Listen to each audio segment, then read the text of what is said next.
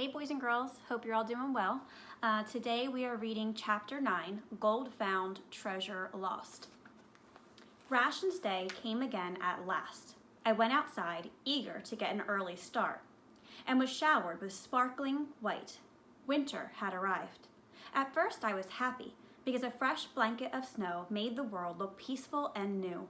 Nothing bad could happen in such fluffy white.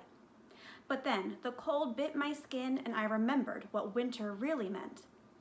It meant that soon the pass up the mountain would be closed. No one would be able to get through to trade gold for food. It meant slow, grueling work in a frozen mine. It meant cold and hunger, more hunger than usual. Milk gave only drippings of milk. Our one remaining hen had no eggs, and Nothing bellowed at me because his hooves were frozen to the ground. When I finally pawed him loose with icy fingers, he kicked me from behind, and I landed face first in the snow. I hate winter. When I arrived at the mines, Frederick threw a snowball at my face. Bruno got me on the back of the head. Then a tree branch dumped a load of snow down the neck of my shirt. Winter hates me. It was a long day in the mines. I kept myself from going crazy by making up rhymes. Frozen fingers, frozen toes. Where are you, gold? Nobody knows. Spin a sock, spin a hat, spin a stupid, ugly rat. A furry cat, a winged bat, spin them in a tasty stew. I like the sound of that. I went to the mill for my rations and waited in a long line with a grumbling stomach. I had found a little more gold than usual this week. I think it helped that the pixies were now sleeping for the winter. If gold meant food, then the miller would have to give me my rations. But when I reached the front of the line, he simply looked down at me over his bulging belly and said, "No gold, no food." His eyes had a greedy gleam. He knew. I understood my dream now. I hadn't spun that much gold, but it was already choking me.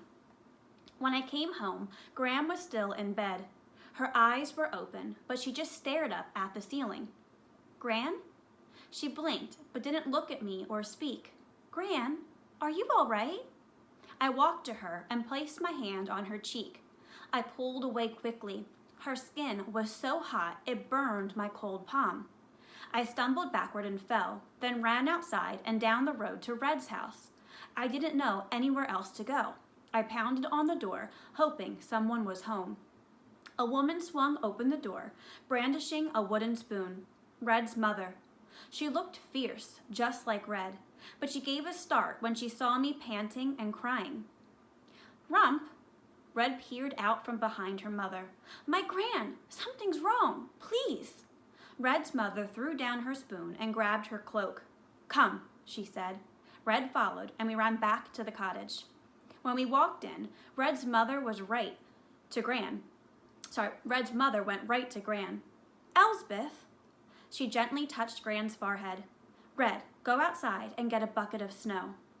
I stood by the bed while Red's mother looked Gran over. Gran opened her eyes and made a little gurgling sound, but she didn't speak. It was like she was trying to say something, but the words were heavy and got twisted on her tongue. "What's wrong with her?" I asked. Red's mother didn't look at me. "She's old." "But what's wrong with her?" "Oh, child." She looked at me now, and her eyes were so full of pity I thought I might be sick. "No one can keep going on forever. She's ill. Her brain isn't working right." "Her brain? I needed Gran's brain." "Can you help her? Will she get better?" She gave me a tragic smile. "We'll just have to see." My whole body sagged, and she touched my shoulder. "It will be all right." Red and her mother placed cold cloths on Gran's face and rubbed warm ones on her feet. They boiled water and the leftover chicken bones and spooned the broth in Gran's mouth. A lot just dripped down her cheeks and chin, but Gran seemed a little more awake while we fed her. She looked at me, or at least I thought she did, and then she fell asleep. "She should sleep for the night," said Red's mother. She picked up her cloak and went to the door. "I'll be back in the morning. Come, Red." "I'll be there in a moment." Red's mother nodded and shut the door. Red only waited a few seconds before she did what I knew she would. Boss me. I know what you're thinking, but you can't. How do you know what I'm thinking? I'm an idiot, remember? I don't think that much. Red's eyes saddened. I don't think you're an idiot, Rump. Well, you be the only one, including myself. I was an idiot. Why did I have to go spin all that straw into gold? I should have listened to Gran, but maybe trading the gold for food could make her better. Rump, don't trade the gold. What makes you think I would? I glared at Red, and she backed away a little. Red, backing away from me. Things will turn out all right, she said, but not if you trade that gold. It's not safe. I sat by the fire, picked up bits of straw, and flung them into the flames. Just go away.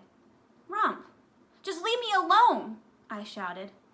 Red breathed in sharply and opened the door. A cold gust blew in and made me shiver. I take it back. You are an idiot. And she slammed the door. I sat in front of the fire until it was cold ash. I didn't sleep all night, and when the village bell chimed for the mining day to begin, I didn't go. I stayed by Gran's side and fed her broth. She still didn't speak or look at me, but I got the broth in her mouth and she swallowed. She needed more food. She couldn't get well without more food.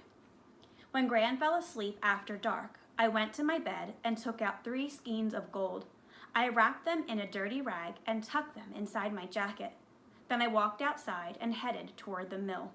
Gold meant food. Opal was the one who answered the door. She stared at me with her blank face. I want to see the miller, I said. Her tongue stretched and wound around her mouth. What for? She asked. It was the first time I'd ever heard Opal speak. She sounded annoyed. I have something for him, something he'll want to trade me. Rations day was yesterday. Father doesn't trade unless it's rations day. He'll want to trade me now, I said. Her tongue flicked out. Come back next rations day. She started to close the door, but a deep voice sounded behind her. Opal, who were you talking to? Opal shrank back in the doorway as Oswald the miller filled it up with his huge girth. He was almost as wide as he was tall. His belt strained on the last notch. Oh, it's you then, is it? We've have no rations for you, and we're all tightening our belts. Be gone. I tried to speak, but my tongue felt heavy inside my mouth, like it had swelled and hardened. I figured what I carried would speak louder than words anyway, so I took the bundle from my jacket and revealed the gold.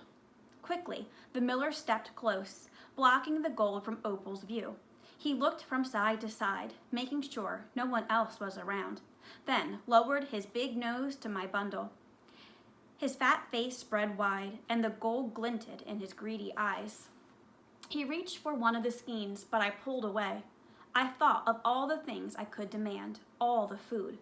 I would ask him to take me into the storehouse and let me choose as much as I wanted. Honey, oats, apples, onions, carrots. He would mill my grain to a fine powder, but my tongue was so heavy and the words would not come. What will you give me? I said in a strangled voice. What will you give me for this? The miller smiled as if he had felt my struggle. Clever boy, he said.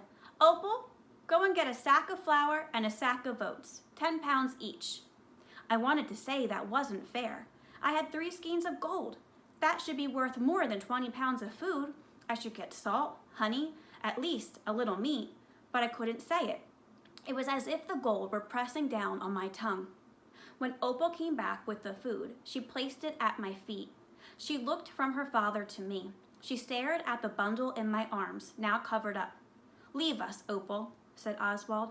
She licked her lips and then hurried away. I held out the gold like a dumb puppet, and the miller snatched it from my hands. Such a clever boy, said the miller, adding sugar to his oily voice, but instead of sweet, he sounded rancid. I heaved the food onto my back and took it home. I made a runny mush with the oats and held a spoonful to Gran's mouth. She twitched when the food touched her mouth and turned away. It's food, Gran. You have to eat. Where? Her question trailed away. Shh, just eat. I spooned the food into her mouth, willing her to get better. Gran's fever raged for the next 3 days. I made more of the oat mush, biscuits, and bread soaked in milk, but she wouldn't eat. She was so thin, I thought she might sink right into the mattress. Soon, she would just be straw. I kept talking to Gran aloud, pressing a cool cloth to her forehead and hoping that she would respond. One day faded into another as I told her stories. All the stories she had told me about witches and trolls and wolves. I talked late into the night until I had repeated every story I knew a dozen times. So tonight I told a real story, the story about me. I told it just the way she had told me, how I was born and my name and my unknown destiny. And now I have a spinning wheel, I said as I reached the end, from my mother. And I can spin gold. I can spin straw into gold, just like my mother. Did she show you her gold? Did she tell you about her magic? She gave it to me. It suddenly struck me how different things would be if my mother had lived. All that was wrong could be set right. I'd know my whole name, and I'd understand my destiny. Gran's eyes flew open, and she grabbed my arm with a surprisingly firm grip. She gurgled a little, trying to speak. My heart leapt. Gran was getting well. Gran? I asked. What is it? She gurgled some more, and then, with great effort, she said my name. Rump, my boy. Yes, Gran, I'm here. I held her frail, gnarled hands tight in mine. Gran's eyes didn't move, but they filled with tears, which rolled down the sides of her wrinkled cheeks. You spin? Slowly, she raised the trembling hand and placed it on my chest, right over my heart. Spin? Gold? Here? She tapped on my chest. Gold? Here? She closed her eyes then, but gently muttered, spin, spin, spin. I tried to spoon more food into her mouth, but she wouldn't take it. She kept muttering, spin, spin, spin. Soon, Gran was asleep again. In the morning, she did not wake. I'm sad I got the sad chapter.